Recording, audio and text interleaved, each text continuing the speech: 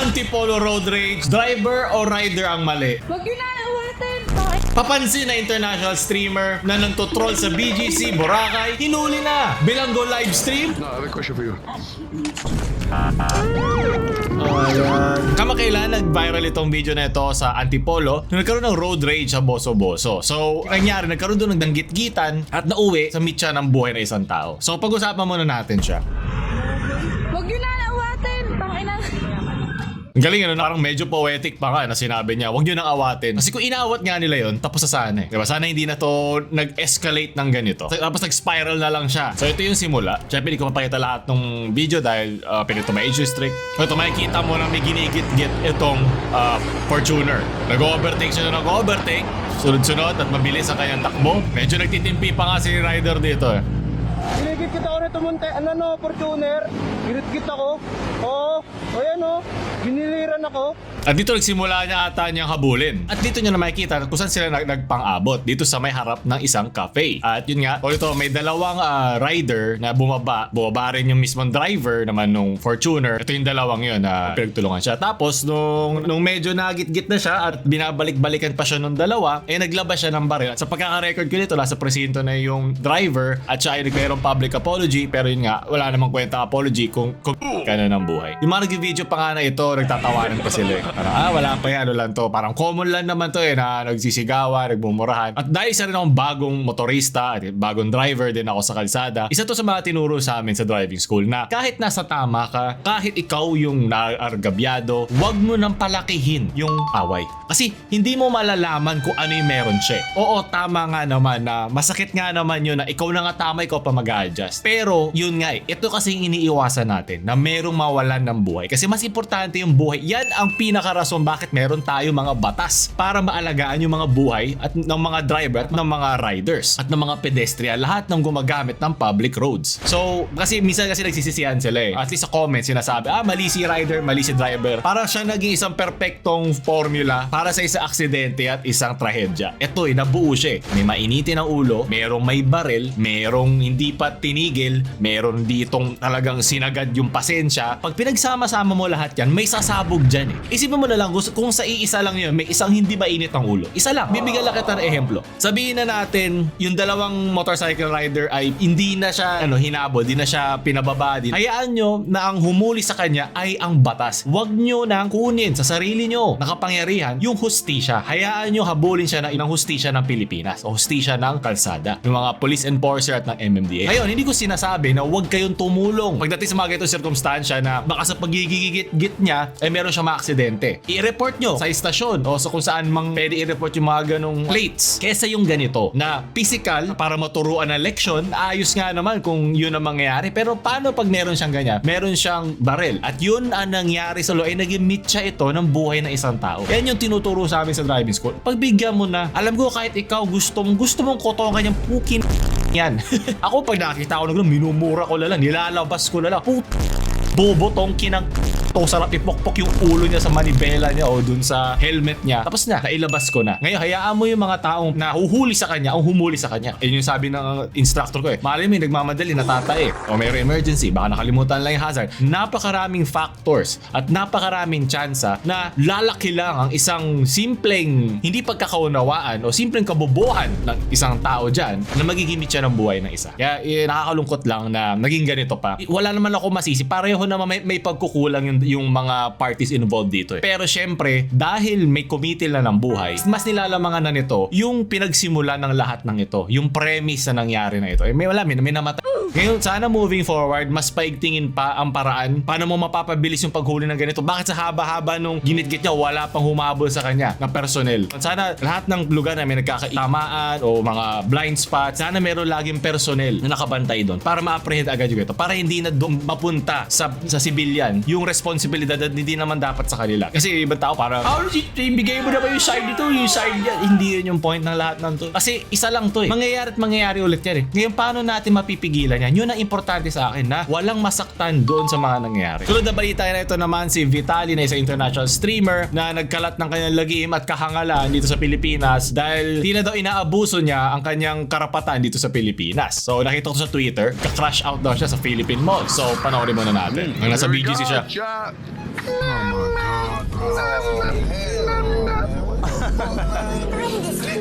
shove this up your booty? Sobrang brain rot humor eh. Can I put this in your butt? Oh my God.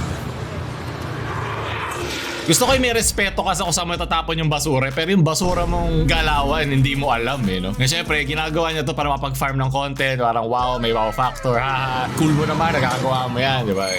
Huliin mo, kuya. Narinig yung vlogger ba yan? So siguro may isa pang mall cop sa ibang lugar na nakikita yung ginagawa sa kanya. Kaya sabi, vlogger ba yan? Kasi alam nila, mga vlogger lang naman nagagawa nito. Yes! Ang napakasarap na views! Nom nom nom nom. Huliin mo.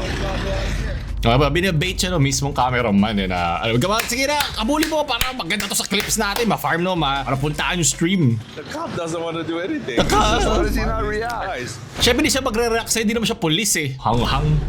He's not chasing me. I know. Alam niya nasa kanya yung susi, hindi naman sa'yo eh. Ayun yung nakakasa dito, tatrabaho ko lang na maayos eh. Meron mga ibang pranks na hindi maaabala yung mga nagtatrabaho, lalo na April Fools, di ba? Yung mga gano'n, para haha, nice one. Yung mga gano'n lang, pero yung ganito na habulin ka pa niya, parang batang nawawala. Ito yung nakakapikon eh. Pero okay, magalala. Kung ito ay nailis na kayo, lalala pa to. Ito siya, kaya bumili na kaya.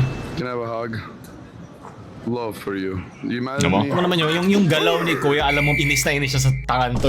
Pero alam niya, may camera, so alam mo yun, kapag papatuloy lang yung pantitrip sa kanya, kung siya yung tipo ng tao na kailangan niya para sa content. Tulad na pinag-usapan natin kanina lang. Yung napipikon, hindi na napipigilan niya sarili. Ang sarap, ifa-farm niya yan. Parang, napipikon ka. Ito kasi, ito lang naman ginawa ko. Gamit na yan. At sa isang streamer na tulad nito, na nakakasar nga kasi dati, yung ginagawa niyang content, nanguhuli siya ng mga PDF files and yung mga ganon. Yung mga may sense. Throughout kasi sa itong pagputi sa BGC, nanto-troll siya. May mga troll na kahit sukot siya, hindi naman siya nakakaabala. Ito yung ginawa doon sa isa. Pero may mga ganito na alam niya kasi hindi siya hahabulin ng mga to. Mga marshal naman, hindi naman yung mga polis eh. Explain to him this is hey, tell him I have a retardation I'm autistic. I'm autistic. So may kasama siyang Pinay na tinutulungan siyang gawin to. Ba't hindi siya pinipigilan eh? Pero yan ang content. Ang malungkot lang dito, ginamit yung autistic card para pagbigyan. Paano yung talagang meron nun? Diba? Napaka-irresponsable ng ganun. At hindi lang irresponsable, binibigyan mo ng stigma tuloy yung mga meron talagang kapansanan na yon dahil sa ginagawa mo. Wala ka naman talaga. I'm gonna steal his hat and run away. Oh my Bad idea? Wag. Bad idea, but Arrested or no? maybe. Excuse me, sir. Sana para ma-aresto. Security, come here. Can I give you a kiss? No, I have a question for you. Oh my God, man. Kung naging ganito ako in a few Keep it, years, speed run, jail time. report nyo na lang yung ano ko ha.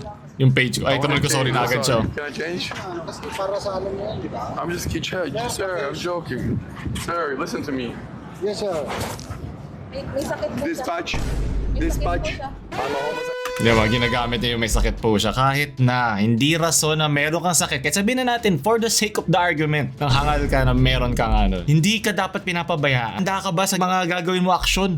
And you're gonna turn it off, right? No, it's Let's get not. out of here because they're calling for backup. Naku, gawin mo to hindi sa BGC. Gawin mo to sa may Tondo o Quiapo. Please, gawin mo to. Saya dyan. Naman dami na nakaano sa kanya, nakaperimeter sa kanya. Sa likod. Mga sanay siya sa mga ganitong galawan. At ito, yung nakita ko sa Twitter na talagang pumutok yung budhi ko eh. How many viewers we got? 4,900. 4,900. Let's break the 5K, chat. Yeah! Excuse me, madam. I'm gonna f***ing rob you if you keep walking away. I wanna give you money. No, okay. Okay, because you got a COVID mask, you liberal. Forget your vaccine. I was trying to give you money, but alright.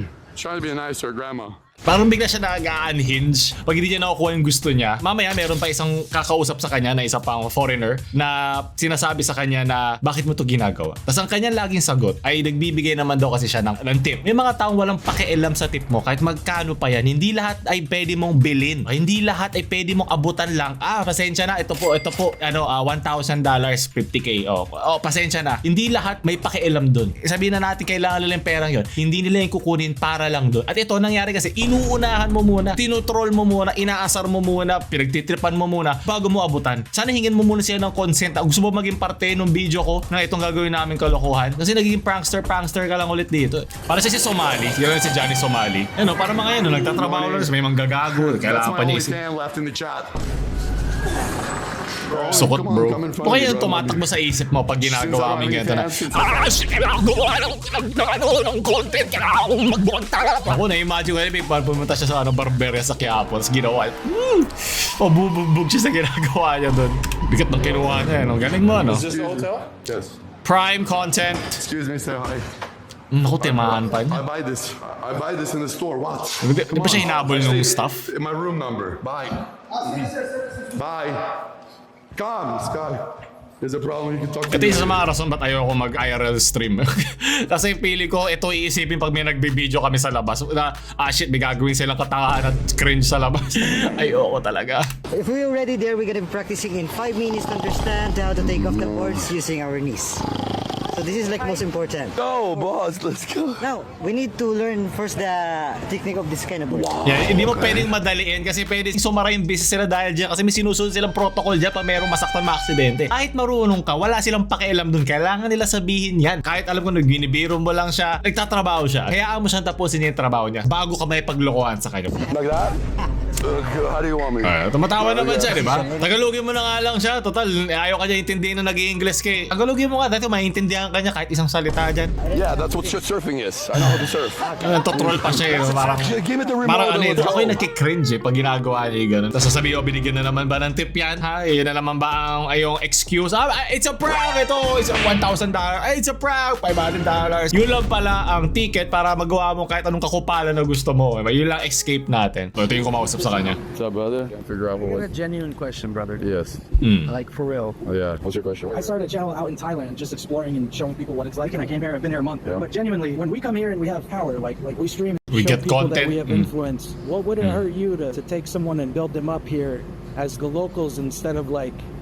Trolling Because din. there's been videos about you that have come out, and they've been showcasing like the bad things that you do. But what about the good? Like. Have you seen the good what I've been doing? Ako na, sige, para at least fair tayo sa kanya. Meron siya mga pinopost na may nililibre siya mga tao sa BGC na bibilan niya ng sneakers at isasama niya, bibili niya ng shirt, isama niya doon. Sabi ko pinakita yun eh. Pero meron siya mga ginagawang gano'n, nakabutihan. Pero hindi nun ina-outweigh yung kasamaan na pwede mong gawin. Like, hindi ka nagkakaroon ng parang cookie points. May ginawa kabutihan. Pwede ako gumawa ng kagaguhan. Hindi yun gano'n. Hindi yun mutually exclusive. Hindi yun magkasama. Hindi ka nagkakaroon ng parang energy bar para magawa yung super mo. Hindi yun gano'n. Kagawa ko ng kabutihan, ngayon napuno ko ng kabutihan, manggagago ko. Hindi yun ganun. Gumawa ka na lang ng positive na content kaysa man-troll ka. Ginagawa niya kasi to escape. Ginagawa niya parang rason. Hindi yun ganun. I just started streaming. I don't have a team. My team left me, so.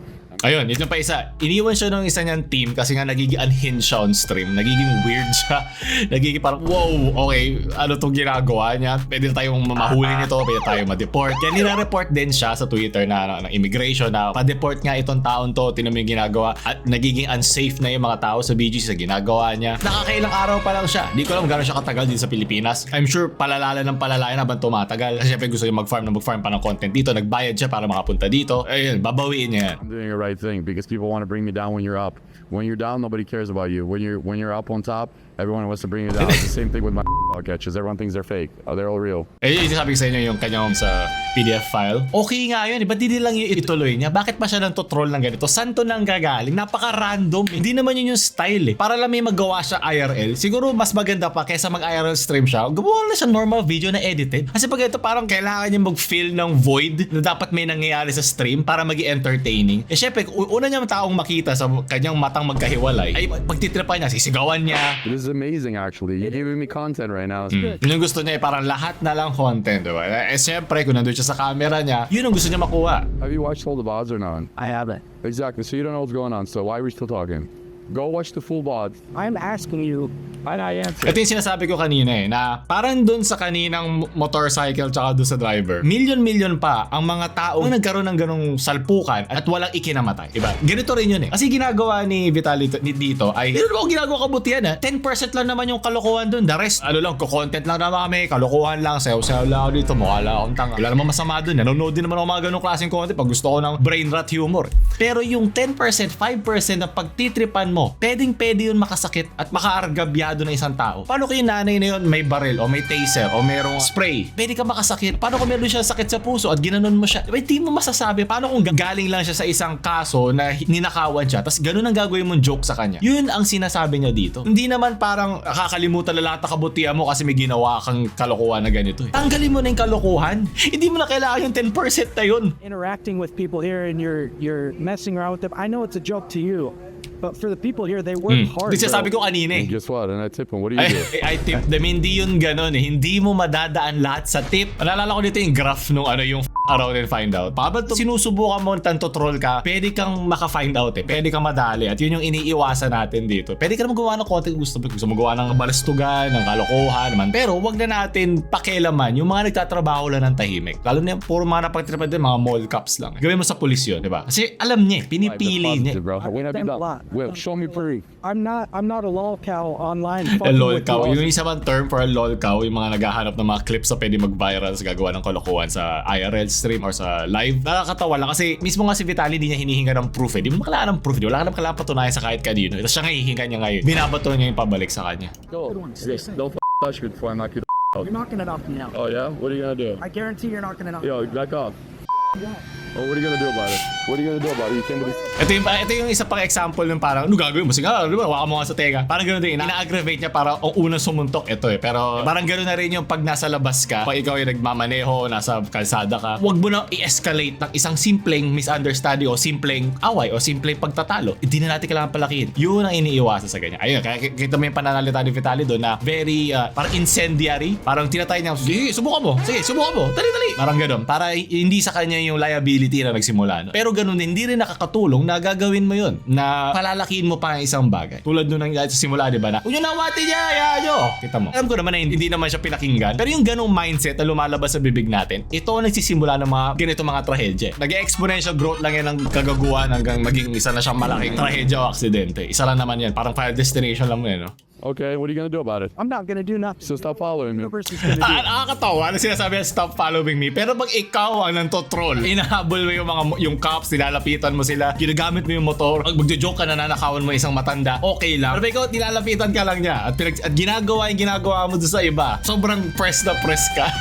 You're trying to get the views, right? I'm not gonna lose my steak deal over you, bro. Why are you following me, bro? Yung stake day kasi yung parang ito, yung sa stream na to, meron silang mga stakes. Eh. At pag natanggal sila doon, di sila magkakaroon nun. I have too much. Jesus loves you. Jesus loves me. Naglag na yung Jealous? He hasn't done Naging yung ano anything. siya. He doesn't need to prove me Naging anything. sweso. And this is why you work with security in these type of countries and these type of hoods. No hoods. Oh my God, So that was BGC close. ka. Wala ka pa sa hoods. Gawin mo nga sa Quiapo yan, men. Quiapo recto, plarang awa mo na. Malalaman mo kung ang tunay mong lakas. Ito, nahuli na siya ng mga kapulisan. Kasi nila-livestream niya kung saan din siya nakatira o saan siya naka-hotel eh. So, nasundan din siya. Na-report na rin siya agad. Lalo na yun sa social media, mabilis na lang din yung mga ganito. Kasi wala nag-stream ngayon. Kasi usually pag ginuhuli siya, andun pa rin yung recorder. Andun pa rin yung nag-video sa kanya. Ito, sinasabihan siya na kanya Miranda rights. Anything you say can be used against you. Ayun, naka-ano na siya. Iposas na siya. Ang nakakalungkot dito, yung mga kasama niya ng mga Pilipino na hinahayaan lang siya maggago, dapat meron din silang mga penalty. Hindi naman ito magagawa kung di niya alam yung mga paano kausapin yung mga tao doon, yung mga lokal. Di ba? Nakita natin sa video kanina yun. Nakakalungkot lang dito, mababa daw yung conviction rate niya. So, ibig sabihin meron siyang legal loophole siyang ginagamit. Pag nauhuli siya, lagi siya nakakaalis, lagi siya nakakatakas. Siguro ang pinaka silver lining ko lang sa foreigner na ito ay ma-deport talaga siya ng as soon as possible. Kasi gagamitin niya yung virality, yung infamy na nakuha niya sa pantutrol sa mga local dito sa kanyang live stream. Kasi pinupunta yung live stream niya, da-upload agad yun. Kahit confiscahin mo yung mga gamit niya, mga recording niya, nasa internet na yan eh. Marami na mag-clip niya at yun ang gusto niya. Kahit kunin mo yung kanilang mga nakuhang video throughout dito, nagla-live stream siya IRL eh. So nangyayari in real time, nare-record at na-upload yung video niya sa platform na kanyang silalihan. So forever na nasa internet yung kahit anong mangyari. Kung talaga illegal na yung ginagawa niya, pwedeng ipatanggalin din yung sa platform yung kanyang videos. Pero as of now, dahil alam na niya, dahil sabi ko nga sa inyo, OG prankster siya, alam na niya yung fine line ng pantotrol. So yun yung nakakalungkot dito. Feeling ko sanay na rin siya sa ginagawa niya. So may narinig ako regarding sa kanya kasi kilala ko sila Fauci, mga pranksters, mga OG pranksters to ng YouTube. At ngayon dahil wala na sila doon, naban na sila. Salamat Tito YouTube, alam mo. Ngayon nagkahasik sila ng lagim sa mga live streaming content nila sa ibang platform. May mga nagsasabi doon na nakakuha daw sila ng extra pag sila ay nahuhuli ng pulisya sa iba't ibang mga bansang pinupuntahan nila. So ito hindi lang particular sa sa Pilipinas. Sa iba pa mga bansa na pwede sila mantrolo, sa tingin nila pwede lang pagtripan yung mga lokal doon, ginagawa niya to sa iba't iba rin mga countries. So di ko alam ano yung hanggang saan yung katotohanan, no? Pero alam ko yung mga OG pranksters, yan talaga yung mga borderline harassment at talagang sasagarin yung pasensya mo pag nakita ka niya. Talagang gagawin niya lahat para inisin ka, para magamit ka sa content, para meron kang gawin, maging awkward, maging cringe, gagawin niya yun. Buti na lang nahabol na siya ng pulisya para matigil na itong panggagata sa Pilipinas. Ang kapalit ay dignidad ng mga lokal doon. Okay na naman gatasin mo Pilipinas, gatasin mo yung tourism, gatasin mo yung mga scenic na mga lugar, diba? Pero yung mga tao, huwag mo silang pakialaman. Hayaan mo sila, huwag mo silang guluhin, gawin mo lang yung hanggang saan lang yung normal na human genuine interaction. Okay na yun. Pero ito kasi parang, alam mo yun, dagdag ka pang pabigat sa kanila. So, ito tatapos natin balita na ngayon. Talaga na-emphasize dito yung word na tangina dahil sa mga nakita natin. Pero mabuti itong simula para makita nyo na kapag gagamitin natin sa views, maging mas responsable tayo sa paggamit ng kanilang time. Okay? Lalo na yung ganyan na dinadaan mo sa tip, yung mga ginagawa mong kalokohan sa mga tao nang yun. Tapos, di ba, syempre forever yun. Tapos, hindi pa sila naka-blur. Nakakalungkot nga na makikita yun ng kanyang anak o kanyang kakapatid na katrabaho ng tahimik. Tapos, biglang makikita nilang pinagtitripan lang siya ng ganon. Hindi nun mababayaran. Kahit magkano pa yung tip na bayaran mo, yung kanyang dignidad. At yun ang dapat mo iniisip. Pero yun nga, di mo naman ito maiintindihan. Ito tapos ating balita ngayon. Pasensya na, hindi katuwa-tuwa ang ating mga balita ngayon. Pero minsan may mga seryoso dapat tayong pag-usapan. Lalo na pagdating sa mga ganitong mga nagla-live IRL stream dito sa Pilipinas. So, ako si James Chopper, naghatid ng balita naman sa Pilipinas.